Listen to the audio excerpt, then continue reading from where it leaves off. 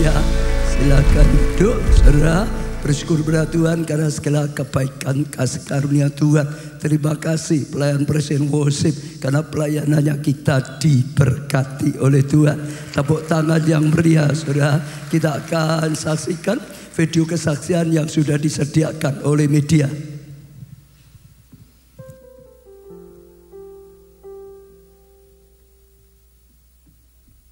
Shalom, saya Jessica, singer GBI Keluarga Allah Jakarta.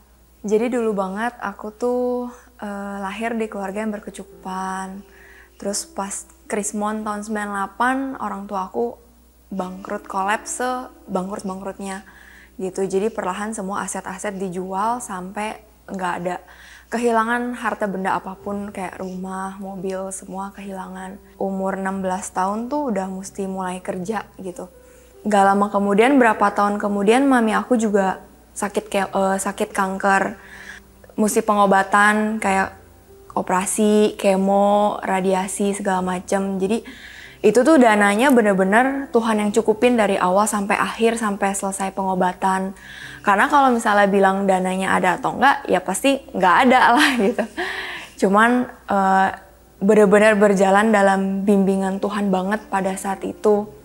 Orang tua aku tuh masih muda, waktu itu umur 40 tahunan pas mulai jatuh ya. Dia tuh gak ada, orang tua aku tuh gak punya rasa kayak fight gitu buat anak gitu. Maksudnya harus kerja atau harus apa buat anak tuh gak seperti itu gitu. Jadi lebih kayak dilimpahin ke anak gitu. Jadi secara gak langsung akhirnya aku kayak kepala keluarga gitu di rumah yang mesti nafkahin diri aku sendiri, terus orang tua dan ya kebutuhan rumah dan lain-lain gitu.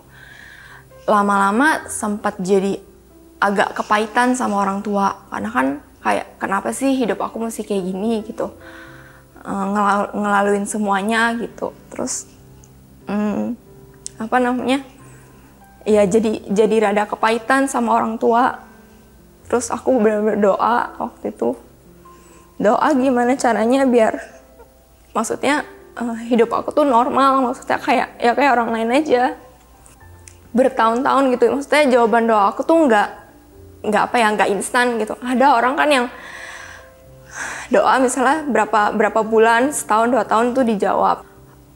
Sekarang ya keadaan mulai pelan-pelan udah Tuhan rubah gitu, maksudnya udah 12 tahun berlalu dari waktu itu sampai sekarang. Aku juga pelan-pelan Tuhan tata lah kehidupan aku. Aku bisa lanjutin studi aku di fashion design gitu, maksudnya bisa ngelanjutin sekolah aku, bisa buka punya usaha sendiri. Kepahitan itu nggak bisa hilang gitu, maksudnya aku doa, aku pelayanan bertahun-tahun, tapi kepahitan di hati tuh tetap ada gitu, karena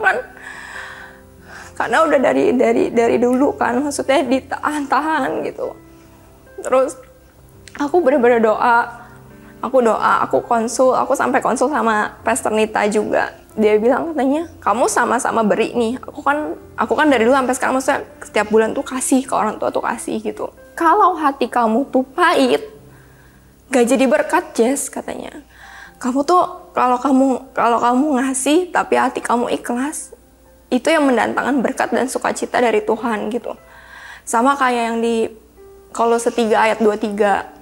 Gitu, apapun yang kamu perbuatlah itu untuk Tuhan dan bukan untuk manusia gitu. Aku padahal berkali-kali baca ayat itu tapi denial gitu dalam hati, enggak lah Tuhan, ya enggak bisa gitu, maksudnya aku lukanya tuh sama orang tua tuh terlalu dalam gitu. Sampai ya berapa tahun lalu, 2-3 tahun lalu lah akhirnya Oke, maksudnya ya aku sayang sama orang tua aku gitu, maksudnya aku sayang, tapi di satu sisi aku tuh ada kepahitan tersendiri gitu. Sampai 2 tahun lalu akhirnya aku mulai bisa ngelepasin itu gitu. Jadi sekarang ini kalau aku memberi, ya aku memberi orang tua aku dengan rela gitu, maksudnya dengan sukacita, dengan rela, dengan udah kalau ngomong kepahitan mah ya udah enggak gitu sama orang tua, udah enggak gitu. Cuman ya jadi pelajaran hidup banget gitu dalam hidup aku kan. Jadi emang Tuhan tuh jawab doa orang tuh beda-beda ya.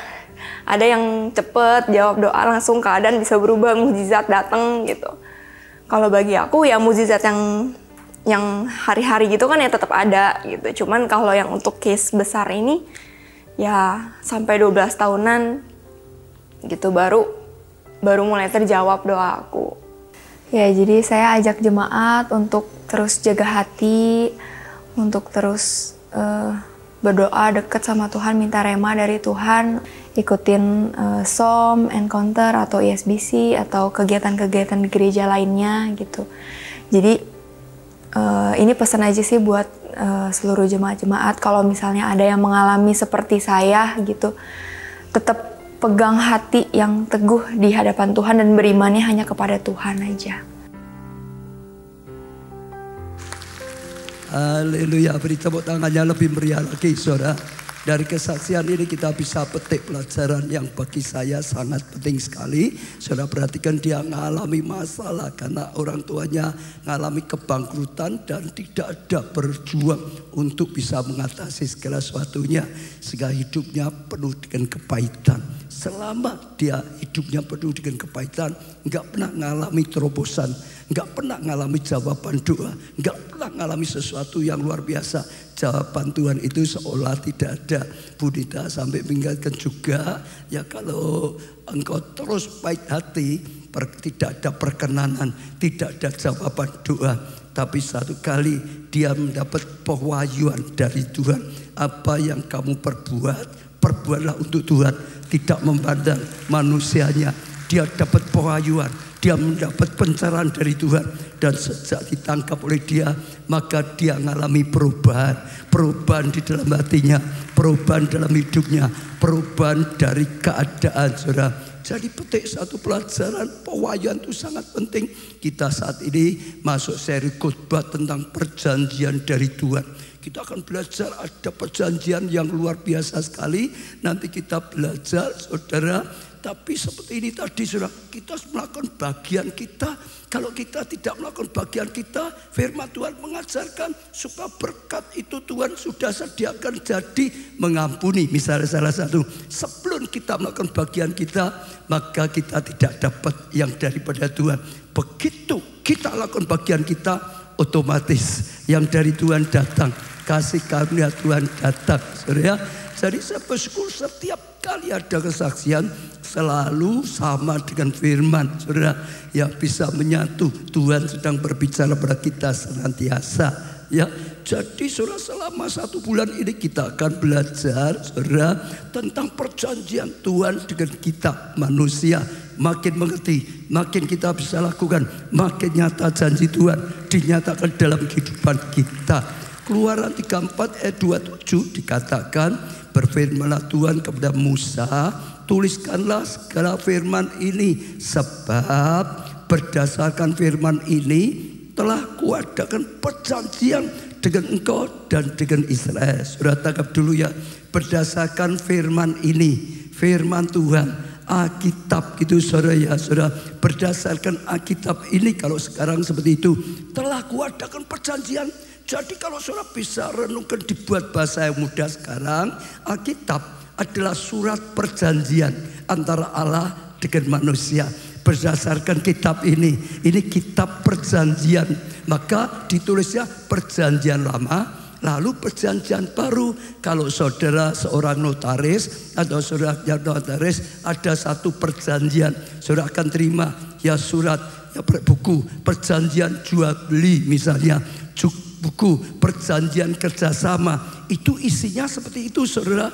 Nah itu kalau kita bisa lakukan dengan benar, mendatangkan anugerah yang luar biasa. Karena dua belah pihak harus melakukan, Tuhan pasti. Tinggal kita harus sungguh-sungguh saudara. Nah saya lihat, ya saya perhatikan, tidak semua orang hidup dalam perjanjian Tuhan. Atau bahkan banyak orang, banyak anak Tuhan, banyak orang Kristen tidak hidup dalam perjanjian Tuhan, sehingga tidak mengalami betapa dahsyatnya Tuhan, tidak mengalami janji-janji Tuhan itu sungguh nyata saudara. Tapi kesaksiannya itu contoh. Dulunya dia jadi orang Kristen. Ya bahkan dia sempat melayani saudara. Tapi tidak hidup dalam perjanjian. Betul nggak? Bagiannya dia harus dilakukan, dia tidak lakukan. Maka nggak ngalami banyak hal. Saudara, sekalipun ada janji Tuhan pemulihan, sekalipun ada janji Tuhan berkat, nggak dialami. Banyak orang kadang-kadang seperti itu saudara. Ya sudah ikut Tuhan tapi tidak pegang perjanjian dengan Tuhan. Saya saudara kemarin kebetulan yang melayani 2 kali pemberkatan nikah.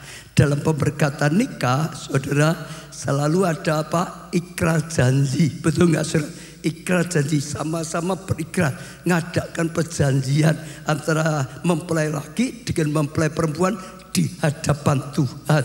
Mempelai laki pasti berkata, dalam nama Tuhan Yesus aku akan mengasihi engkau menjadi istriku yang kukasih senantiasa. Misalnya aku akan berusaha seperti Kristus terhadap jemaat, terus memimpin, terus melindungi, berani berkorban ya untuk istri dan anak. Istri juga adakan perjanjian, aku akan menjadi istrimu yang menghormati engkau, yang menjadi penolong yang sepadan. Misalnya saudara, itu dibuat saudara.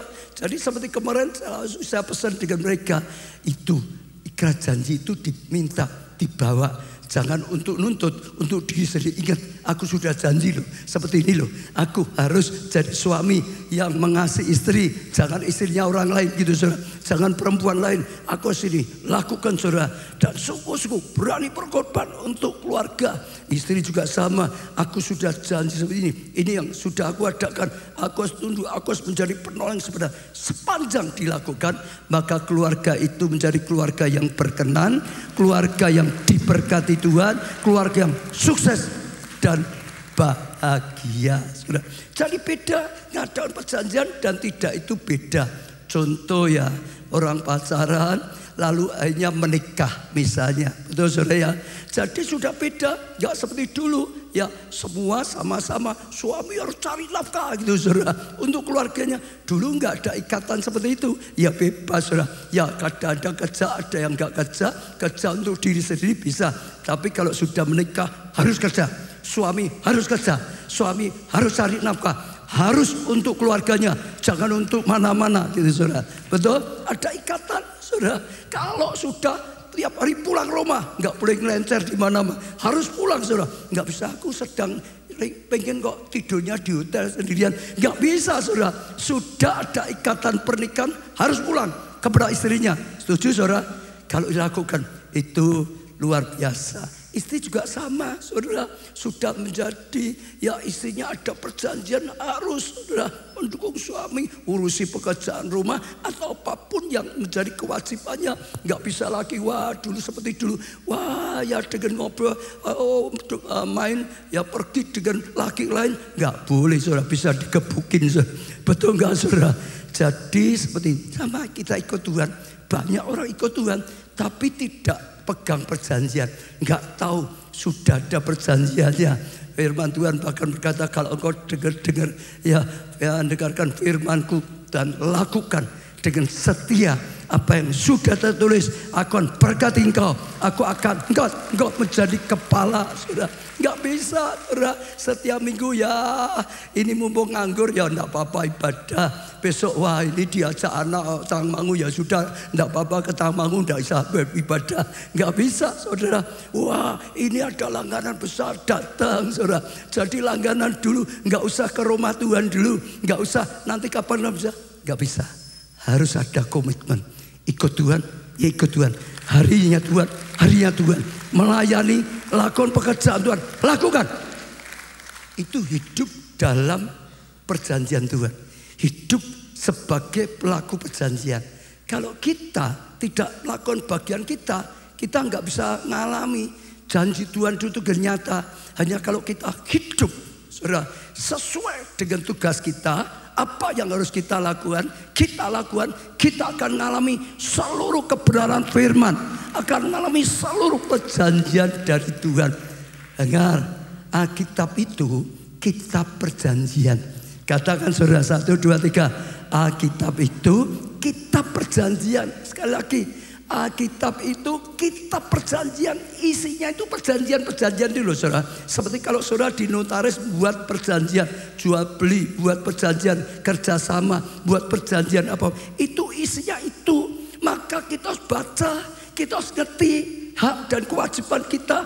Hak kita apa di situ, kewajiban kita apa. Sebab kalau kita nggak ngerti hak kita nggak bisa ambil. Wah, ini seperti ada bonus, kita nggak ngerti, nggak pernah diambil, betul nggak? Ini ada fasilitas, kita nggak ngerti, kita nggak bisa ambil. Kewajibannya juga harus dipelajari. Kewajibannya apa? Sebab kalau kita tidak melakukan kewajiban kita, saudara, kita melanggar, kadang-kadang kena penalti, kadang-kadang kena denda besar, betul nggak? Kadang-kadang bisa rugi banyak sekali, saudara. Sama seperti kalau sekarang ya Tuhan beri visi jangkit jadiran sampai ke bangsa-bangsa. Saya lihat, saya dulu pengusaha juga, kalau orang ekspor, saudara, khususnya ke negara-negara yang sudah maju, hati-hati, selalu ada perjanjian agreement. Ya, dia pesan barang kepada saudara, barangnya ini, bahan bakunya harus ini, kualitasnya ukurannya harus gini, semuanya saudara baca. Saudara harus kerjakan, sediakan barang sesuai dengan agreement itu. Nggak bisa saudara nggak baca asal kirim. Kalau saudara asal kirim, nggak ikuti apa yang tertulis di situ, sampai Amerika bisa dikembalikan semua, bisa bangkrut. Loh, betul saudara. Alkitab itu adalah buku perjanjian. Isinya perjanjian-perjanjian. Harus dibaca, harus teliti sampai mengerti. Supaya kita lakukan bagian kita, kita aman, kita dapatkan ya hasil perjanjian itu secara luar biasa. Kalau tidak, kita bukan mendapatkan suatu yang luar biasa, malah bisa hancur, malah bisa pailit, malah bisa mengalami kerugian besar. Hosea 4 ayat 6a dikatakan, umatku binasa. Jadi umat Tuhan loh saudara. Jadi milik Tuhan loh saudara. Jadi anak-anak Tuhan loh saudara. Bisa binasa saudara. Kenapa? Tidak mengenal Allah. Tidak mengenal Allahnya. Tidak mengenal ya firman-Nya. Yesus kan firman, betul saudara. Tidak kenal itu bisa binasa loh. Jadi orang Kristen, jadi anak Tuhan, jadi anggota jemaat, kalau tidak kenal Allah saudara, bisa binasa.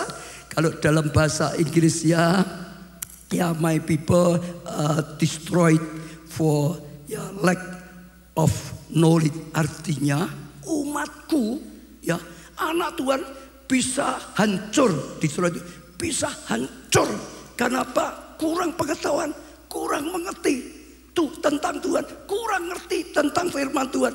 Nggak ngerti itu bisa hancur, itu bisa keliru, itu bisa rusak hidupnya, itu bisa ya akhirnya ngalami kehancuran. Maka betapa pentingnya saudara baca firman, pelajari firman, terus sampai kita berusaha mengerti firman. Saudara ikut Tuhan ya, Alkitab itu buku perjanjian, harus dibaca, harus dipelajari sampai tahu, dilakukan sesuai dengan firman. Kalau kita lakukan, kita akan mengalami perjanjian dari Tuhan yang luar biasa, yang mendatangkan anugerah yang hebat dalam kehidupan kita.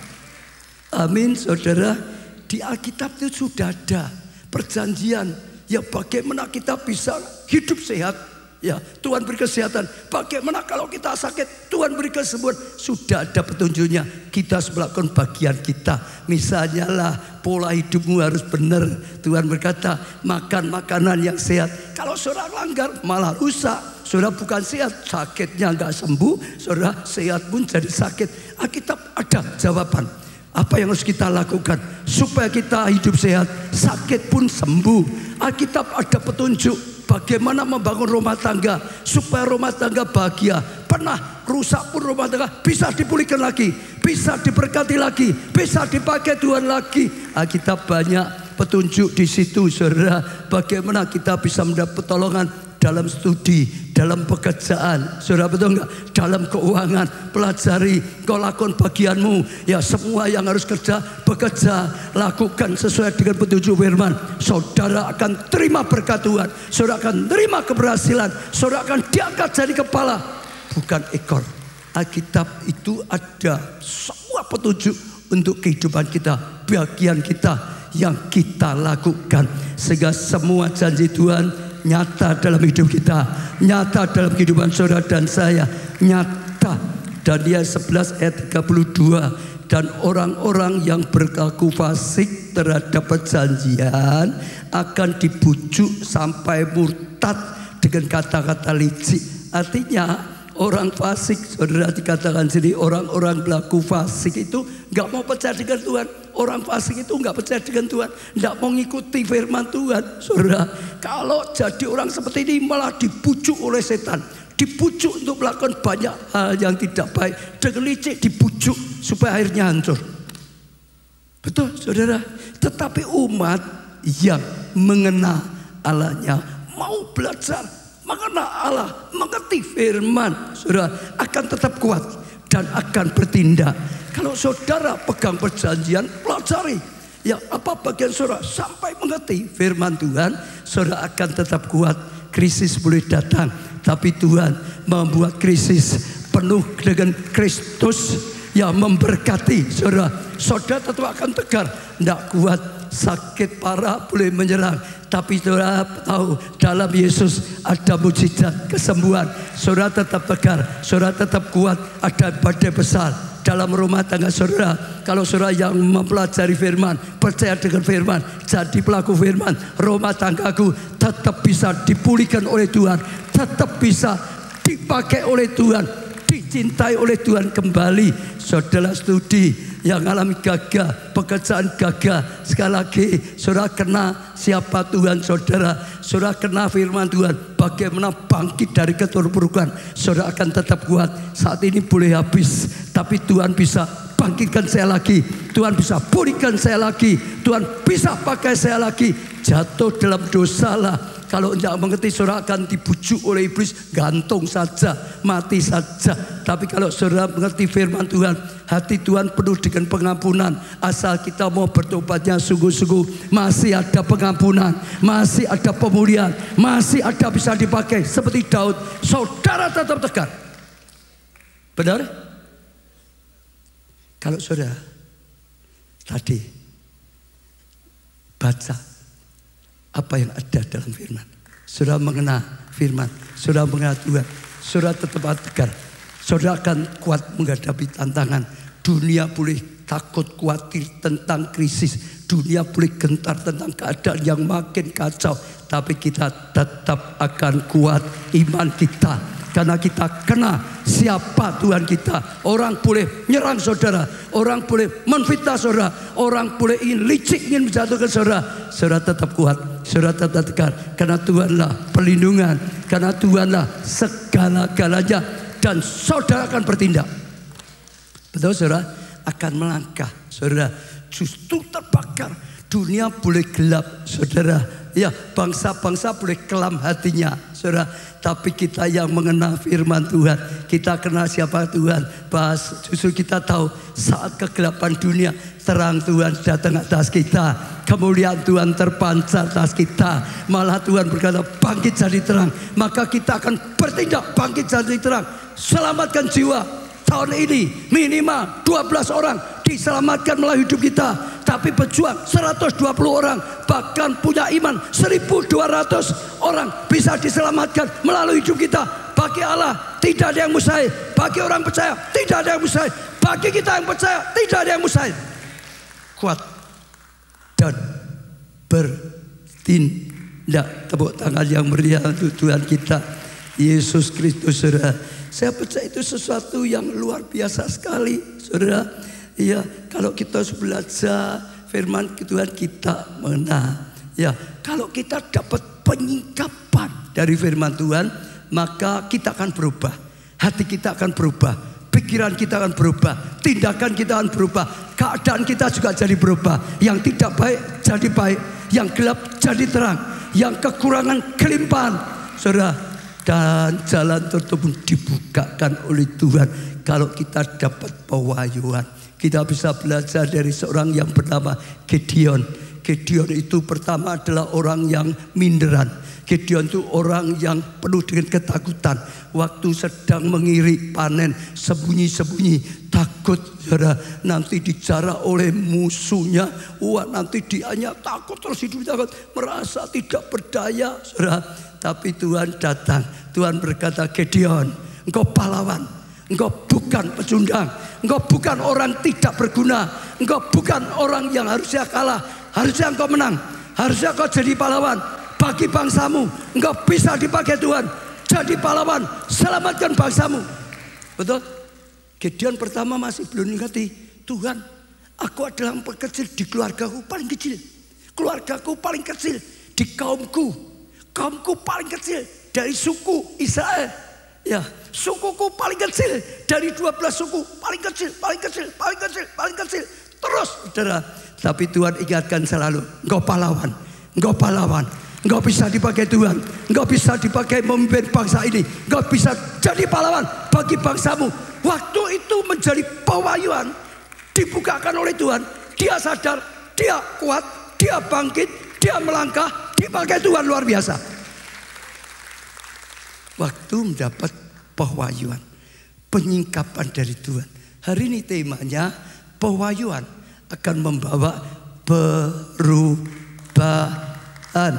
Mazmur 119 ayat 130, bila tersingkap, ya disingkapkan Tuhan sampai tersingkap, firman-Mu menjadi terang. Dulunya gelap, saudara, kita nggak bisa ngerti apa-apa. Begitu disingkapkan terang, ternyata saudara bisa temukan ini, memberi pengertian, bisa mengerti banyak. Dulunya nggak ngerti, waktu disingkapkan dapat penyingkapan firman Tuhan, saudara, dibuka oleh dapat pengertian, saudara, kepada orang-orang yang bodoh. Kalau saudara dulu merasa bodoh, saudara, tapi kalau saudara sekali lagi pelajari firman Tuhan dengan sungguh-sungguh, dan saudara sampai tersingkap firman itu, disingkapkan oleh Tuhan, sekalipun gak ngerti jadi mengerti, sekalipun gak tahu jadi gak tahu, sekalipun dia tidak lihat dulunya, saudara bisa melihat sesuatu yang luar biasa. Saudara lihat banyak, saya ngalami dulu, saya dipakai Tuhan jadi gembala sidang, saya merasa, Tuhan, saya nggak bisa, belum pernah pelayanan, saya nggak pendidikan teologi, saya nggak tahu ini dan itu, betul nggak saudara? Saya merasa bodoh di dalam pelayanan, nggak mungkin. Tapi waktu Tuhan panggil dan saya mau terima, mulai belajar melalui firman Tuhan. Tuhan bukakan hikmat, Tuhan bukakan pengertian, harus ini, harus itu, dan ini saudara, dan itu akan bawa kemajuan luar biasa.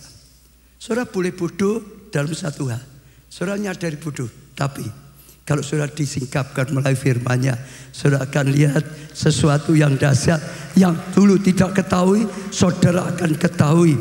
Mazmur 119 ayat 18, singkapkanlah mataku, maka doa minta pada Tuhan, saudara, singkapkan mataku supaya aku memandang keajaiban-keajaiban dari Taurat-Mu, dari firman. Kalau saudara minta, saudara dibukakan, saudara bisa lihat di dalam firman ada keajaiban.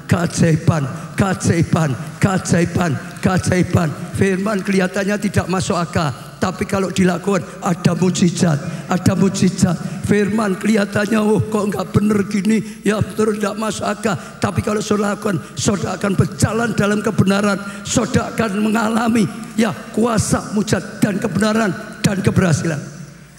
Kalau disingkapkan, pelajari, amin saudara. Bagaimana kita bisa menerima penyingkapan pewahyuan firman Tuhan, agar hidup kita akan mengalami perubahan yang luar biasa. Yang pertama, punya hati yang cinta firman Tuhan. Diawali saudara cinta firman. Firman itu Tuhan sendiri, cinta Tuhan, cinta firman-Nya, cinta dan cinta dan cinta. Saudara, Mazmur 119 ayat 97 sampai 103 dan 127. Betapa ku cintai Taurat-Mu, betapa ku cintai firman-Mu Tuhan. Saudara, aku merenungkan sepanjang hari orang yang cinta Tuhan, orang yang cinta Taurat atau firman Tuhan akan terus merenungkan firman, merenungkan firman, merenungkan firman. Diingat lagi, direnungkan, betapa luar biasa firman, direnungkan sepanjang hari. Saudara, perintahmu membuat aku lebih bijaksana daripada musuh-musuhku. Ada musuh-musuhnya, tapi kalau saudara cinta firman, saudara merenungkan firman Tuhan, saudara gak usah takut. Tuhan akan buat saudara lebih bijaksana daripada musuh-musuh yang ingin menyerang, sehingga saudara tidak akan kalah tapi menang. Sebab selama-lamanya ada padaku, aku lebih berakal budi dari semua pengajarku. Sebab ya peringatan-peringatanmu ku renungkan. Sampai orang yang dulu lebih hebat malah ngajari saudara. Tapi kalau saudara cinta firman, saudara belajar firman, renungan firman, saudara dapat pewahyuan, saudara akan lebih hebat, saudara akan lebih pandai dari orang yang dulu ngajar saudara. Saudara akan ya melanggar atau lebih cepat. Saudara, aku lebih mengerti daripada orang-orang tua. Dengar saja saudara, orang yang ikut Tuhan jauh lebih lama dari dia, tua secara umur rohaninya. Tapi saudara yang baru, kalau saudara cinta firman Tuhan, saudara renungkan siang dan malam, saudara hayati, pelajari sungguh-sungguh. Hanya saudara dikatakan di sini saudara, ya lebih mengerti, lebih pandai, lebih bisa daripada orang yang sudah lama ikut Tuhan. Amin. Sebab aku memegang titah-titahmu, pelajari, renungkan, dapat sesuatu, pegang itu terhadap segala jalan jahat. Aku menahan kakiku, gak mau berbuat jahat, saudara, supaya aku berpegang pada firman-Mu. Aku tidak menyimpang dari hukum-hukum-Mu, sebab Engkau yang mengajar aku. Betapa manisnya janji-Mu itu bagi langit-langitku, lebih daripada madu bagi mulutku. Cinta Tuhan itu seperti itu, juga menjauhi kejahatan, menjauhi segala sesuatu yang melanggar firman, menjauhi yang menyakiti hatinya Tuhan.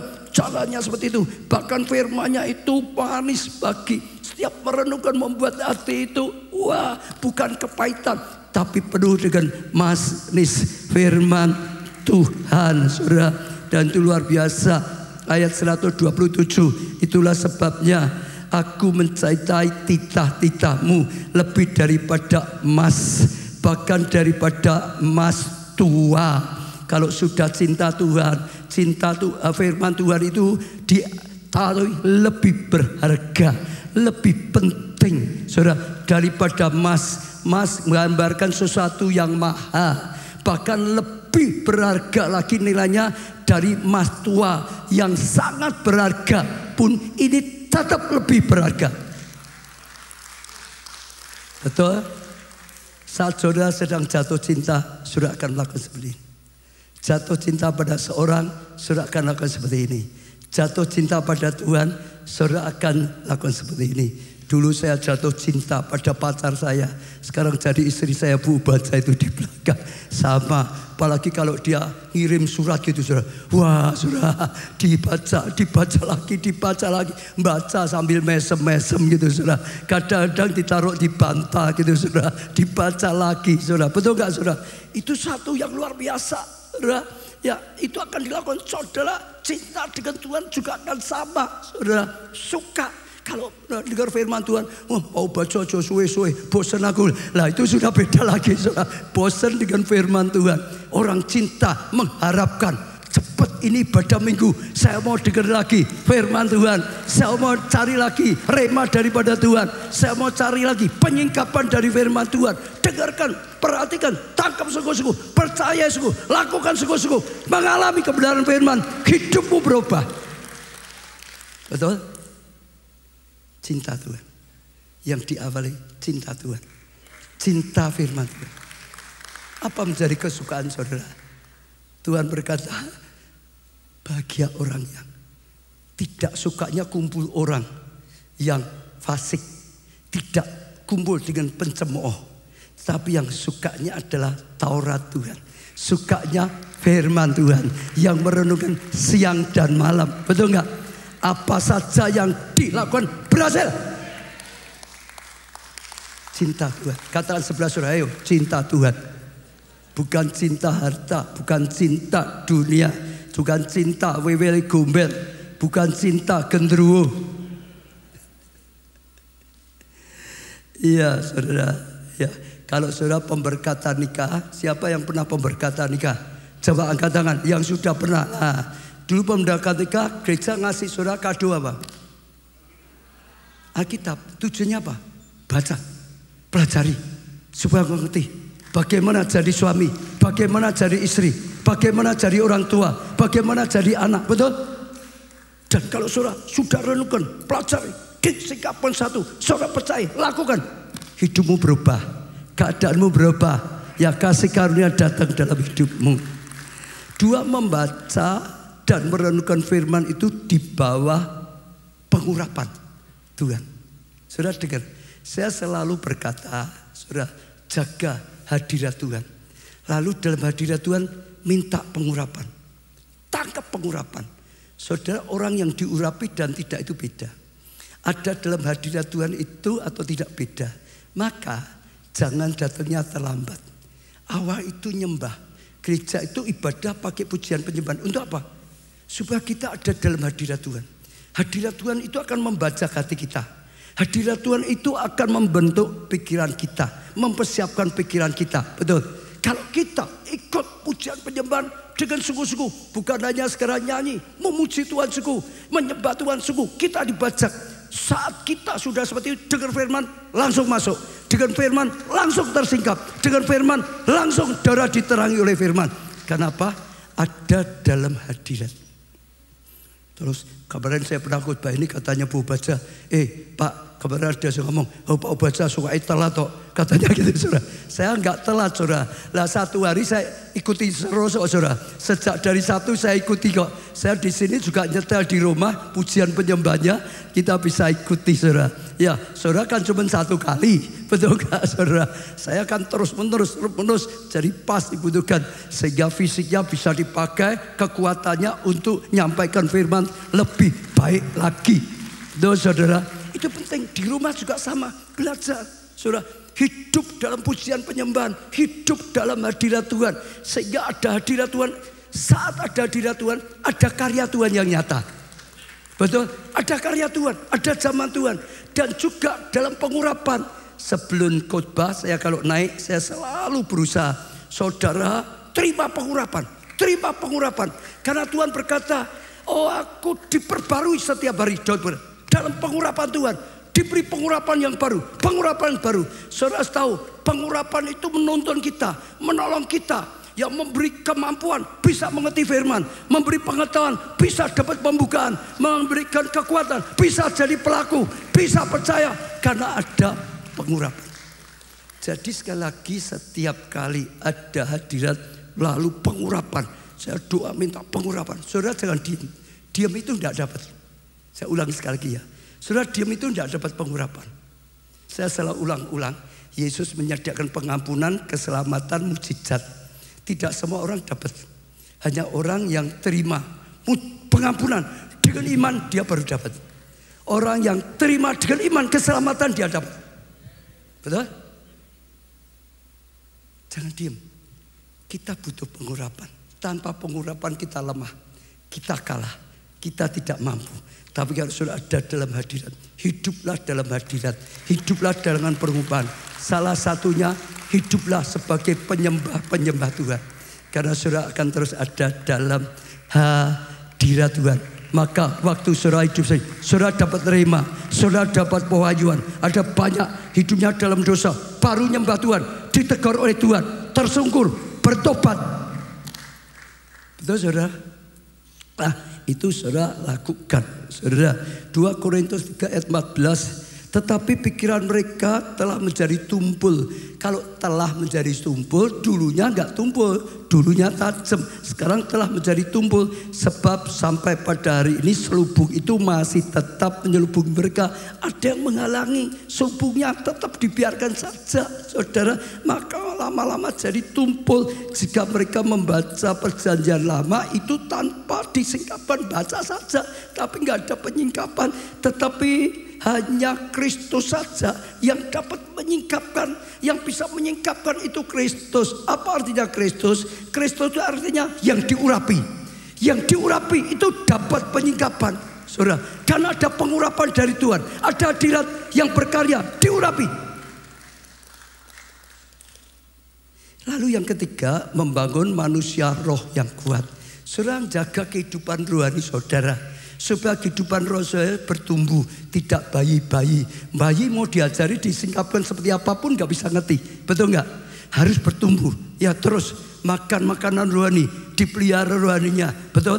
Ditanam, disirami, dirabukin, bertumbuh, bertumbuh, bertumbuh, makin bertumbuh, makin dewasa, makin kuat, makin kuat. Saudara dengan firman, makin kuat, makin kuat, makin kuat. Betul nggak saudara? Ada makin kuat, ditumbuhkan. Kalau saudara sudah tumbuh, dewasa dan kuat, sangat mudah saudara bisa tangkap perkataan Tuhan. Saudara bisa tangkap rema daripada Tuhan. Saudara bisa tangkap pewahyuan dari Tuhan. Saudara mudah mengerti. Betul saudara? Saudara lihat Daniel. Daniel itu dijebak. Betul saudara? Karena pejabat yang lain iri dengan dia. Ya, bujuk rajanya buat aturan. Raja engkau hebat. Jadi semua harus nyembahnya pada raja. Enggak boleh pada siapapun. Ya, yang melanggar dalam 1 bulan masukkan gua singa. Rajanya enggak nyadari, diambil keputusan yang tidak bisa dibatalkan, yang tidak bisa dicabut. Nekat ada nyembah yang lain, masuk gua singa. Daniel dengar, Daniel imannya tetap kuat, enggak bingung. Betul enggak? Tetap 3 kali sehari ia berdoa, ia menyembah Tuhan, ia merenungkan firman Tuhan, ada dalam hadirat Tuhan.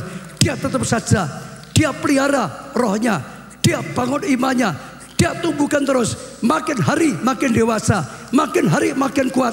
Dia punya roh yang kuat, dia punya roh yang sehat, gak goyah. Dan Daniel itu penuh dengan marifat.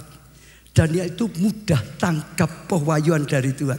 Daniel itu selalu dapat pembukaan, pembukaan, pembukaan, pembukaan, pembukaan, pembukaan. Karena rohnya sehat, rohnya peka.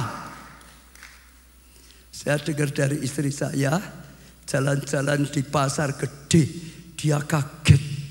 Baru jalan-jalan dengar khotbahnya Pak Ubaja katanya saudara. Jadi ada satu kios itu nyetel khotbahnya keras-keras sampai orang jalan saja dengar khotbahnya gitu saudara.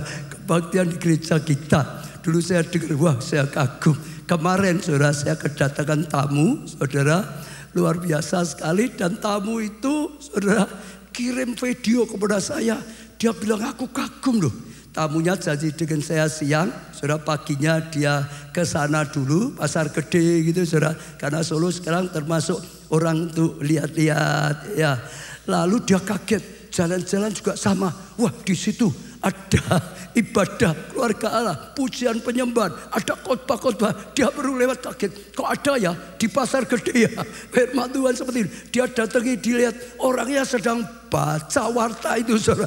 Wah luar biasa sekali. Lalu tanya, Bu kamu Kristen ya? Iya. Jemaat di mana? Keluarga Allah gitu saudara. Oh jemaatnya Pak Ubaja kata gitu. Wah sampai orang ini gila.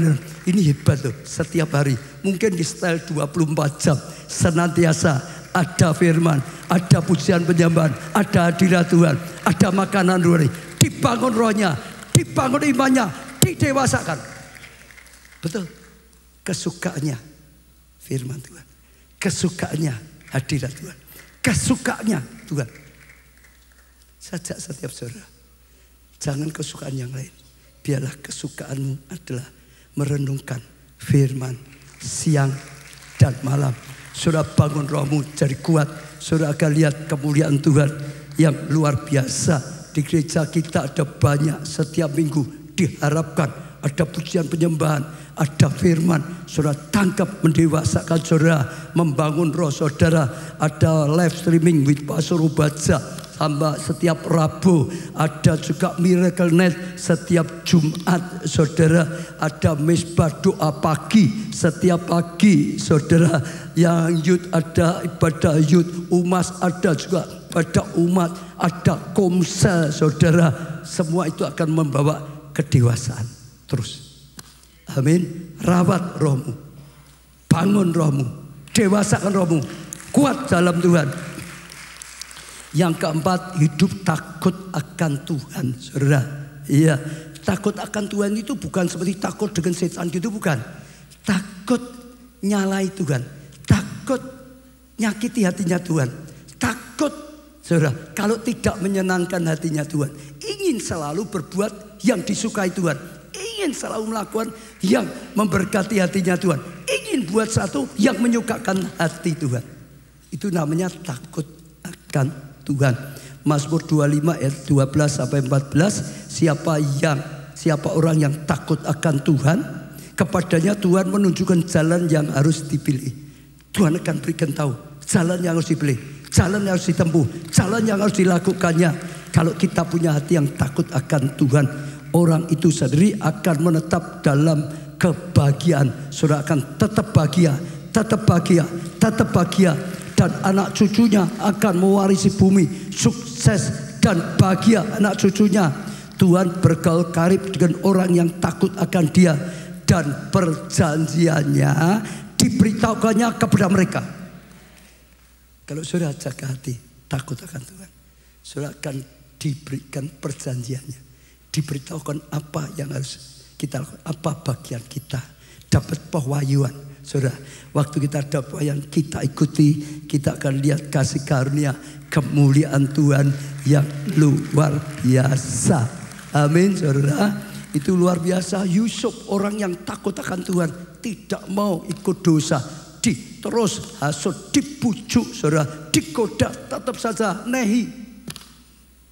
Ya, itu hati yang takut akan Tuhan, yang cinta Tuhan, gak mau nyakiti hatinya Tuhan. Tuhan sudah percaya, Tuhan sering senang. Orang yang rendah hati, tambah satu lagi, orang rendah hati, orang yang cungkak itu Tuhan gak mau beri petunjuk, percuma diberi petunjuk merasa hebat, gak nuruti Tuhan, betul gak? Orang yang rendah hati merasa aku gak bisa, butuh pertolongan Tuhan, nyadari aku gak bisa tanpa Tuhan, cari Tuhan, maka Tuhan memberi ketahu kepada dia. Beri tepuk tangan. Mazmur 25 ayat 8-9. Tuhan itu baik dan benar, sebab itu Ia menunjukkan jalan kepada orang-orang yang sesat. Sesat pun Tuhan ingin menunjukkan jalan. Ia membimbing orang-orang yang rendah hati. Kalau kita rendah hati dibimbing oleh Tuhan. Kalau kita tinggi hati nggak akan dibimbing. Karena apa? Bojai bahasa dewanya. Dikasih tahu dibimbing ya nggak nurut. Merasa ngerti kok, merasa pinter kok, merasa nggak butuh dengan Tuhan kok. Betul nggak saudara? Rendah hati akan dibimbing oleh Tuhan, saudara. Ya, orang-orang yang rendah hati ya menurut hukum, dan ia mengajar jalannya kepada orang-orang yang rendah hati. Diajari oleh Tuhan jalan yang harus dilakukan, jalan yang harus ditempuh, sehingga dia bisa berjalan dengan jalan yang benar, melakukan satu ya bagiannya, sehingga mengalami perjanjian Tuhan. Loh, jangan sombong. Kadang-kadang kita sombong itu nggak ngerti, betul? Tinggi hati nggak nyadari. Gampang kalau saudara mau uji diri. Saudara itu merasa butuh Tuhan enggak? Kalau merasa enggak butuh, saudara itu sombong, merasa bisa. Betul? Dalam segala kehidupanmu, mau membangun rumah tangga, mau bekerja, mau melayani, merasa bisa atau merasa tanpa Tuhan aku enggak bisa. Cari Tuhan. Kalau saudara merasa bisa, enggak usah cari Tuhan, itu sombong, itu tinggi hati. Tuhan enggak perlu ngajari, diajari ya nggak akan dimasukkan hati karena merasa bisa. Betul? Dulu saya sombong, anaknya orang kaya kok, betul nggak? Dana untuk sekolah ada, luar negeri ada, modal ada, pengalaman ada, akan dibantu. Jatuhkan, betul? Sampai saya terkapar, nyadari tanpa Tuhan nggak berdaya. Orang tua saya dengan kekayaannya nggak bisa menolong, dengan cintanya pada saya nggak bisa nolong. Dokter dengan kepandiannya nggak bisa menolong. Sampai pengobatan alternatif, sampai klinik-klinik, susu, singsa, tukang ramah dan semuanya dukun, nggak ada yang bisa menolong saya. Sampai saya merendahkan diri di bawah kaki Tuhan, baru Tuhan tolong, baru Tuhan berikan kasih karunia, dipulihkan. Saudara, saya mengadakan perjanjian dengan Tuhan. Ingat saudara, Yesus kalau engkau ada, karena saya memang belum kenal Tuhan. Betul? Sembuhkan rambutku. Kalau aku sembuh, aku akan ikut engkau. Aku berikan hidupku untukmu. Itu perjanjian. Betul? Dan sungguh Tuhan itu pasti gak? Tuhan sembuhkan. Maka saya harus menggenapi janji saya. Ikut Tuhan sungguh-sungguh. Saya serahkan hidup saya jadi milik Tuhan. Semua yang ada pada saya masa depan untuk Tuhan. Betul? Saya istri pernah, dulu istri saya mengandung, tapi keguguran, ya 6 bulan. Lalu setelah itu dokter berkata harus cepat mengandung. Kalau tidak nanti akan jadi sulit. Lalu kita berusaha, lalu bernasar pada Tuhan. Itu perjanjian, berikan anak. Kalau Tuhan berikan anak, ya dalam waktu pendek ini milik Tuhan. Ini serahkan pada Tuhan, saudara. Ya, dan Tuhan beri anak, lahirlah Pak Jonathan. Maka kita serahkan pada Tuhan, itu anak perjanjian. Betul enggak? Saya lakukan bagian saya. Saya harus tidak boleh ingkar janji. Dan Tuhan lakukan bagiannya. Pertama Pak Jo nggak mau anak pendeta harus jadi pendeta. Tapi karena saya serahkan ya sudah, Tuhan bicara sendiri, Tuhan jamah sendiri sampai dia sadar, sampai dia mau menyerahkan diri dan akhirnya dipakai Tuhan, diurapi Tuhan, Tuhan yang berkarya. Seperti Hana bernasar, ada perjanjian dengan Tuhan. Tuhan kau beri anak ini milikmu nanti, aku serahkan padamu. Ikat perjanjian. Tapi kalau sudah ngadain perjanjian harus itu ya, tidak boleh diingkari. Kalau diingkari brodol lagi. Kalau diingkati nggak jadi. Tapi yang pertama sekali rendah hati, nyadari tanpa Tuhan nggak bisa. Yang keenam, butuh bimbingan rohani. Harus ada bimbingan rohani kalau saudara ingin dapat pewahyuan dan keluarga rohani menyatu. Artinya begini, kalau saudara mau hidupmu dituntun oleh Tuhan, dapat pewahyuan, dapat pembukaan, dapat pencerahan, dapat tuntunan dari Tuhan, saudara harus ada pembimbing rohani. Harus hidup dalam komunitas rohani. Saya cerita dulu Komsel, itu komunitas. Saudara masuklah dalam komunitas. Kalau saudara masuk dalam komunitas sangat mudah, saudara. Ada yang bimbing, ada yang bisa tanya ini dan itu, ada yang menolong saudara saat saudara kesulitan, saudara, sehingga kasih karunia ada. Tapi khususnya harus tertanam dalam satu gereja lokal. Saudara tertanam dengan baik. Ya, saya sebagai gembala sidang, Bapak Rohani itu bertanggung jawab pada Tuhan. Harus membimbing, harus tuntun, harus mengembalakan, harus memuridkan, harus memperjuangkan saudara. Kalau saudara tertanam dengan baik, saudara dengarkan apa yang saya dapatkan dari Tuhan yang saya sampaikan. Sadar, saudara dapat pewahyuan, saudara dapat rema, saudara dapat tuntunan. Saudara akan terus berjalan dalam tuntunan Tuhan. Saudara akan terus bertumbuh di dalam Tuhan. Setiap ibadah firman Tuhan tangkaplah. Yang kita dapatkan yang saya sampaikan. Saya berusaha mengibadahkan. Setiap pelayan Tuhan, jemaat juga boleh, tapi khusus ikuti pemuritan. Kalau saudara nggak ikut pemuritan, saudara nggak dapat rema apa yang harus dilakukan waktu saudara melayani. Itu tuntunan Tuhan disampaikan di pemuritan hari Selasa. Jam 11 nggak bisa, ya ada rekamannya. Saudara bisa dengarkan sore maupun malam. Saudara betul nggak? Nah, saudara ikut, itu namanya saudara hidup dalam apa? Covering. Hidup dalam tudung rohani. Ada yang menjaga, ada yang menuntun, ada yang nasihati, ada yang terus bawa saudara, dan saudara akan bertumbuh dan saudara berjalan dalam tuntunan Tuhan, dalam kasih karunia Tuhan. Yang terakhir, saudara hidup dalam kepenuhan Roh Kudus.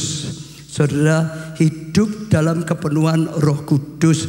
Yohanes 16 ayat 12-13. Masih banyak hal yang harus kukatakan padamu. Banyak yang ingin dikatakan, diajarkan. Tetapi sekarang kamu belum dapat menanggungnya. Kamu belum dapat terima. Kamu belum dapat mengerti. Ya, dikatakan. Tetapi apabila ia datang, yaitu roh kebenaran. Roh Kudus datang. Roh Kudus itu roh kebenaran. Yang mengajar kebenaran. Itu firman Tuhan. Roh Kudus yang menyingkapkan firman Tuhan. Roh Kudus yang membuat logos jadi rema, jadi pewahyuan, pembukaan. Ia akan memimpin kamu ke dalam seluruh kebenaran. Dia yang akan menuntun kita dengan pewahyuan, dengan pembukaan ilahi, dengan rema daripada Tuhan. Sebab ia tidak akan berkata-kata dari dirinya sendiri, tetapi segala sesuatu yang didengarnya itulah yang akan dikatakannya. Ia akan beritakan padamu hal-hal yang akan datang. Kuncinya, saudara, kalau kita mau berjalan di dalam ikatan perjanjian, dalam jalan yang ditetapkan oleh Tuhan, bagian kita bisa mengerti, kita bisa berjalan hanya satu caranya, Roh Allah. Hidup dalam tuntunan Roh Kudus. Sudah lihat ya, murid Yesus sudah dimuridkan oleh guru terbaik sepanjang dunia, sepanjang masa. Yesus dimuridkan Tuhan sendiri, tetap belum ngerti firman. Betul? Sampai waktu Tuhan Yesus mau naik ke surga, Tuhan berkata, ingat ya janji Bapa, Roh Kudus akan dicurahkan. Kamu akan dipenuhi Roh Kudus. Saat kamu dipenuhi Roh Kudus, kamu akan bisa mengerti, kamu akan bertindak, kamu baru jalankan amanat agung. Pergi, ya beritakan Injil. Kamu tahu tentang Injil, ajarkan mereka, baptiskan mereka, latihlah mereka. Aku menyertai kamu. Betul? Saya ajak saudara tangkap satu. Yang paling berharga saat ini itu Roh Kudus yang ada dalam kita. Allah kita Tritunggal, Bapa, Anak, Roh Kudus itu cuma satu. Hanya ada masanya, penampilannya. Perjanjian lama itu masa nampil Allah Bapa. Ya, dia sumber, dia segala sesuatu. Perjanjian baru itu zamannya Allah Anak Yesus. Tapi setelah Yesus naik ke surga, itu zamannya Roh Kudus. Sampai sekarang. Yang berkarya di tengah-tengah kita, Roh Kudus. Yang tinggal di dalam kita, Roh Kudus. Yaitu Tuhan sendiri. Yang bisa menolong kita, Roh Kudus. Yang memberi pengertian, Roh Kudus. Yang memberi kemampuan, Roh Kudus. Yang beri tuntunan, Roh Kudus. Roh Kudus lebih berharga dari yang lain. Saudara ngerti? Dia yang paling berharga. Gereja kita tanpa Roh Kudus nol. Saya hanya SMP 1 tanpa Roh Kudus nol besar. Saudara tanpa Roh Kudus nol. Saudara mau selamatkan jiwa tanpa Roh Kudus? Tidak mungkin. Sebab tidak ada seorang pun yang bisa mengerti dan percaya Yesus Tuhan kalau tidak dijamah Roh Kudus. Mau kita ngomong sampai capek ngomongnya nggak akan bisa. Hanya Roh Allah. Hanya Roh Allah. Kita mau belajar firman Tuhan tanpa disingkapkan Roh Kudus nggak bisa ngerti. Murid itu diajari Yesus sendiri aja nggak bisa ngerti. Tapi saat terima Roh Kudus, saat penuh Roh Kudus, terbuka sendiri. Dia bisa beritakan Injil. Dia bisa menjelaskan segala sesuatunya. Ini zaman Roh Kudus. Maka Tuhan perintah kita bangun pusat kegerakan Roh Kudus global. Tidak dibutuhkan pelayan Tuhan hanya sekedar mau. Dibutuhkan pelayan Tuhan yang mengerti panggilan, yang berjalan dalam tuntunan Roh Kudus, yang bisa menuai karena penuh dengan Roh Kudus. Betul, saudara? Pelayan musik tanpa Roh Kudus nol, itu nyanyi. Pengkhotbah tanpa Roh Kudus itu hanya pidato. Saya ajak saudara bangun hubungan pribadi, belajar makin dekat dengan Roh Kudus, belajar makin peka, belajar makin taat, belajar makin berjalan dalam Roh Kudus. Itu sangat penting. Daud sadar itu. Yang didoakan jangan sampai Roh Kudus tinggalkan dia. Mazmur 51 ayat 13. Jangan buang aku di hadapanmu dan jangan mengambil rohmu yang kudus daripadaku. Kekayaan diambil terserah Tuhan. Kedudukannya diambil terserah Tuhan. Betul? Habis-habisan terserah. Dia enggak pernah mengeluh. Kenapa ini? Tapi satu yang dia enggak mau kehilangan. Rohmu Tuhan. Karena selama ada Roh Allah, dia tetap tahu jalan keluar. Selama ada Roh Allah, dia punya kekuatan dan kemampuan. Selama ada Roh Allah, dia bisa bangkit lagi. Selama ada Roh Allah, kalahkan Goliat. Selama ada Roh Allah, dia akan berjalan dalam kemuliaan. Sadari betapa pentingnya Roh Kudus. Kita hanya bisa dapat pewahyuan, pencerahan, saudara, pembukaan nilai Rema karena Roh Kudus. Orang Kristen tanpa Roh Kudus, saudara percaya, ahli Taurat gak bisa apa-apa. Sekedar agama saja tanpa Roh Kudus gak ada apa-apa. Betul. Murid Yesus alami. Yesus saja melayani dengan kuasa kepenuhan Roh Kudus. Betul? Maka Yesus pesan, jangan pergi dulu, percuma engkau pergi. Percuma engkau menginjil, percuma berikan Injil. Tunggu janji Bapa engkau dipenuhi Roh Kudus dulu. Baru beritakan Injil, baru selamatkan jiwa. Semua begitu berdiri. Aku percaya pada firman-Mu. Aku melangkah dengan imanku. Katakan pada Tuhan, saudara. Tetap setia. Apapun yang terjadi, kapanpun terjadi, setia pegang kami janji-Mu. Kami milik-Mu Tuhan. Jadi sesuai dengan kehendak-Mu. Aku percaya Tuhan. Katakan pada Tuhan, saudara, aku percaya pada firman-Mu ini. Aku percaya Tuhan, aku percaya. Aku mau melangkah dengan imanku. Aku taati firman-Mu Tuhan. Aku mau setia pegang janji-Mu apapun keadaannya, bagaimanapun situasinya. Jadikan aku hamba yang Kau miliki, kehendak-Mu yang jadi, rencana-Mu yang jadi. Sekali lagi aku percaya Tuhan. Aku percaya pada firman-Mu. Aku melangkah dengan imanku. Tetap setia pada perjanjian-Ku. Jadikan ku hamba. Semua angkat tangan saudara di hadapan Tuhan. Saudara berkata secara pribadi pada Tuhan. Hampiri dan katakan keluar dari hatimu yang tulus. Aku percaya pada firman-Mu Tuhan. Firman-Mu adalah kebenaran. Lebih benar dari pikiran kami, lebih benar dari perkataan dunia, lebih benar dari perkataan siapapun. Aku percaya pada firman-Mu. Ya dan amin. Firman-Mu adalah kebenaran yang membawa kami pada kehidupan Tuhan. Aku percaya, aku percaya, aku percaya Tuhan. Dan aku akan melangkah dengan iman. Aku mau taati firman-Mu Tuhan. Aku komit menjadi pelaku firman-Mu Tuhan.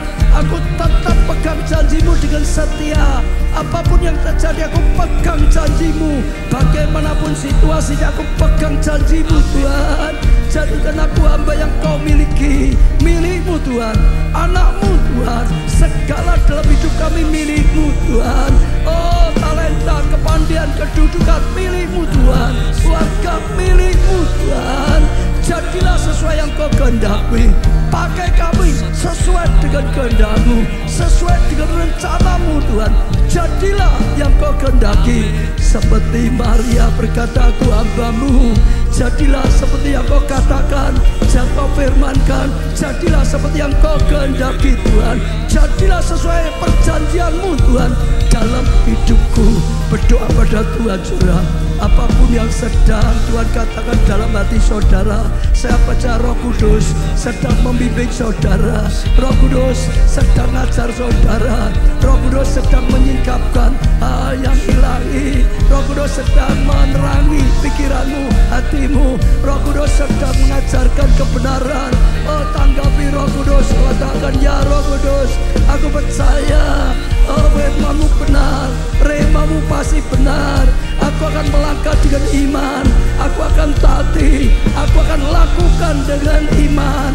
Aku akan terus pegang janji-Mu dengan setia. Setia janji-Mu pasti. Engkau tidak pernah terlambat. Engkau tidak pernah lalai. Engkau tidak pernah gagal. Perjanjian-Mu pasti terjadi dalam kehidupan kami. Sekali lagi kami milik-Mu Tuhan. Jadikan milik-Mu Tuhan. Kau pakai sesuka hati-Mu, sesuai dengan rencana-Mu. Kami tahu rencana-Mu justru yang terbaik bagi setiap kami. Jadi sesuai dengan yang Kau kehendaki. Tuhan, hambamu doakan setiap cobaan yang sakit, sembuhkan Tuhan, supaya hidupnya bisa dipakai. Lakukan tugasnya, lakukan perjanjian bersama Engkau Tuhan. Yang kekurangan berkati, supaya hidupnya jadi berkat Tuhan, hidupnya bisa bangkit, selamatkan jiwa.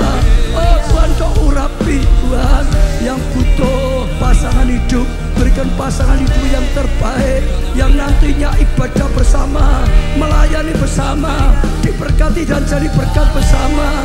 Oh lebih maju lagi, yang butuh keturunan, berilah ke anak yang terbaik Tuhan, yang menjadi anak yang cintakan Tuhan, anak yang dipakai oleh Tuhan, berguna bagi Tuhan. Yang jalan buntu, bukalah jalan Tuhan, bukalah jalannya Tuhan. Oh semua yang tertutup dibukakan oleh Tuhan. Kalau Engkau membukakannya, tidak ada yang bisa menutup. Engkau buka jalan pada saat ini. Jadi rema, Tuhan sedang berkata, saudara, saya rasa Tuhan berkata, saudara saat ini selama ini jalanmu tertutup, saat ini dibukakan oleh Tuhan, dibukakan oleh Tuhan, dibukakan oleh Tuhan. Maju dalam tuntunan Tuhan. Orang pasada Tuhan yang butuh mujizat, berikan mujizat yang daripadamu. Yang butuh pertolongan, berilah pertolongan. Yang butuh rema, berilah rema. Oh Tuhan, yang butuh jawaban doa, berilah jawaban doa lebih daripada yang bisa diminta. Tuhan, sekali lagi Engkau berkarya. Jadikan firman-Mu pewahyuan, jadikan firman-Mu pembukaan ilahi, jadikan firman-Mu hari ini rema untuk setiap kami, yang kami tangkap, yang kami lakukan, yang terjadi dalam kehidupan kami. Kami bangga punya Allah seperti Engkau, Allah yang nyata. Kami akan bawa dalam kehidupan kami, kami akan lakukan. Terima kasih Tuhan, dalam nama Tuhan Yesus. Amin. Tepuk tangan yang meriah. Bangkit pujikan pujian kemenangan dengan sukacita daripada Tuhan. Haleluya. Tuhanlah sumber kekuatan. Deklarasikan kemenangan. Amin. Deklarasikan sukacita saudara. Haleluya. Iman saudara. Akui dosa-dosa. Dari beku serupa dengannya, dicipta dengan tujuan yang mulia, membawa terang keselamatan dunia, menciptakan kebesaran namanya, menciptakan kebesaran kuasanya. Ku mau menjadi kuat, ku mau menjadi hebat, ku mau jadi pemenang dan terang di dunia.